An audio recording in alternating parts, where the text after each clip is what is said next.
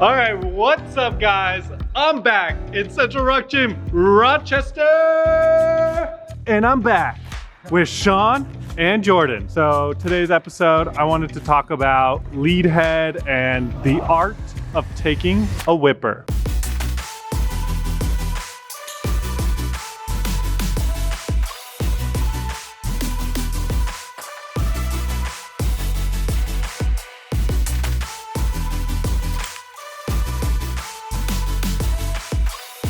With taking a whipper, it's a lot about the relationship with the belayer. So the more that you can trust the person on the other end of the rope, the easier it's going to be. And that also goes for lead head as well. If you're having troubles with that, make sure you have a belayer that you can fully trust. So that way, the only thing that you're thinking about is yourself, the climb and the fall, not necessarily if that person's going to catch you.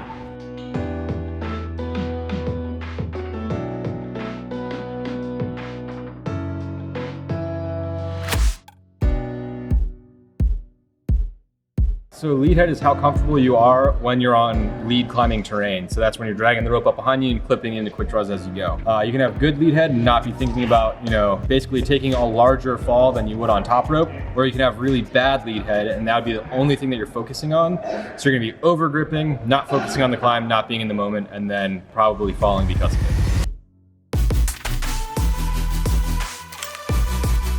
Yeah, and when you're cloudy like that, when your judgment starts to get cloudy, that's when a lot of mistakes happen too, like not paying attention to where the rope is in relation to your feet, the body position you're in, making like clips that are too long, pulling up way too much slack to make a long clip because you're nervous rather than really climbing into an optimal position to make that clip, which is really super important.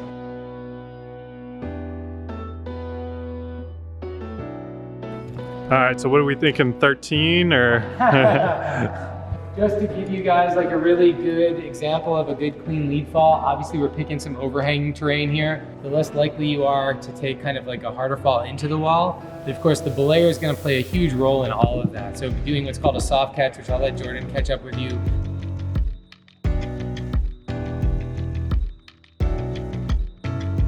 Right when you're letting go of that hold and you're taking a whipper, what's going through your head? Like, how do you prepare for it? Yeah, for sure. Like, it should be an active process, obviously. I mean, sometimes you're just gonna peel off unexpectedly, right? Like your foot slips, you come off quickly. In those moments, it's gonna be more instinctual. But obviously, like if you're super gripped, you can't hold on anymore, and you're like, okay, man, I can't make this clip.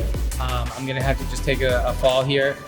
Just having kind of that quick mental checklist of like, everything is clear below me, ropes not behind any of my feet or ankles or legs or anything like that. And then as soon as you do come off, just really being kind of active in that moment, ready to kind of just absorb whatever you might happen if you do kind of come into the wall a little bit or something like that. But I think a big thing is staying relaxed. A lot of people tense up when they fall, sure, yeah. And if you do that, you're not gonna be able to absorb the fall nearly as well. And also, don't grab frantically for anything. Just like embrace the fact that you're falling, know it's gonna happen, it's gonna be okay. Because if you start like grasping for that quick draw that you didn't clip, injuries can happen. So just allow it to go.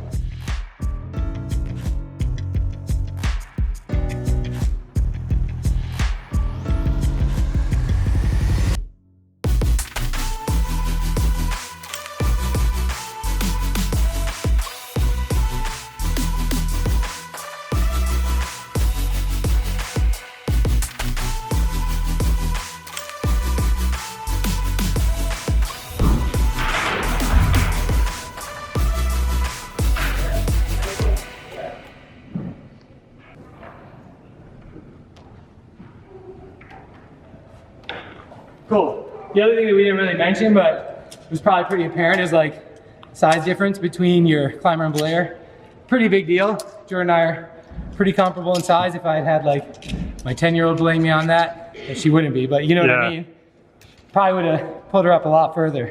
So keeping that kind of in mind, and if not having comparable weight between the two, at least having like some kind of counterweight, like an anchor or something else to kind of balance that out. And as a lighter climber, you can get stuck into the first draw like I did. Yeah. And then if you're using a gree-gree, it does make it a little bit more complicated, but there are ways out of it. You can either talk to your climber and have them boink a little bit, so that way you get a little bit drop on you, or you saw I just did a quick unclip of that draw so I could actually start to lower us. For sure. So. The biggest thing about catching a fall is just, again, kind of like when you're falling, is embracing the fact that it is going to happen. And the last thing that you want to do is kind of like sit back or sit down, because if you do that, it's going to give a hard catch and spike your climber. Basically, when you fight the fall, and then instead of them falling and gradually slowing down, you stop them immediately and they swing into the wall really hard. So it's a really good way to hurt ankles and make not good friends.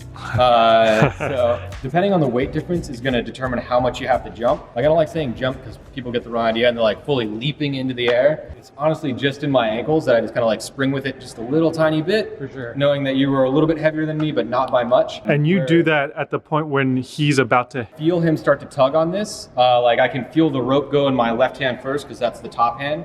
And as soon as I feel that start to go, and then I'll, like, between that and this is when I start to follow with my body. Because if you jump too early, you can also spike again. Yeah, exactly. So you essentially, if you jump too early, you'll go up, down, and then your climber slams into the wall. But also, guys, whenever you're doing this, make sure that you're focusing on catching the climber first, and like, don't let go of the rope and focus that you're trying to do a soft catch. The climber is number one priority.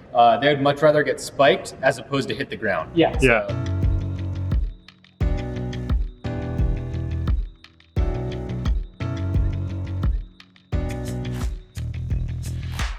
Your position where you're on the ground is going to be really key too. Like, you notice how Jordan got pulled up. If he was at an angle, like say way back here from that first draw, like that's going to be really bad for your belayer too, because now your belayer is going to get pulled essentially into the wall, and you're really not going to have that control. So kind of aligning yourself underneath that first draw close enough so that really when you do feel that kind of upward movement, you can just go with it and it's linear. Yeah, you're going straight up and not like slingshotting into the wall.